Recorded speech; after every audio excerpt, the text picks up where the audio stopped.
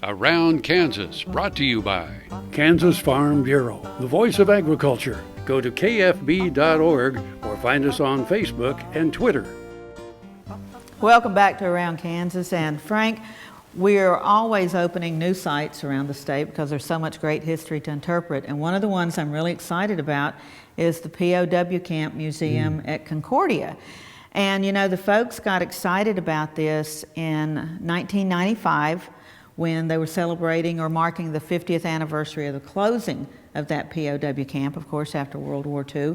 And some of the POWs came back. You know, we had POW camps all over the state. Yeah, we did. And folks hired them to work on their farms.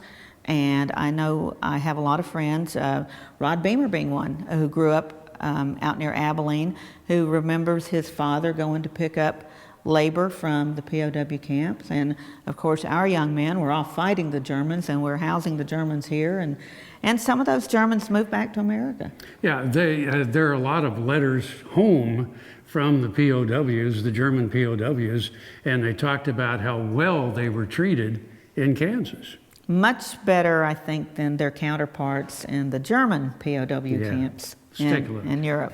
The story of our state's participation in World War II is rich and varied, but no story is more compelling than that of Camp Concordia. Hastily built in 1943, this facility in Cloud County was a model internment camp for German POWs. The more than 300 buildings included a hospital, barracks, restaurants, fire department, and guard towers, all deemed temporary. At its height, it housed 4,000 prisoners of war.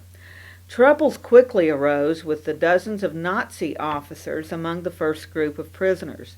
After a number of violent episodes, the Army transferred 44 Nazi leaders away from Concordia. As measures of restoring order to the camp, the library removed Nazi reading material and instituted college coursework for prisoners under the jurisdiction of the University of Kansas.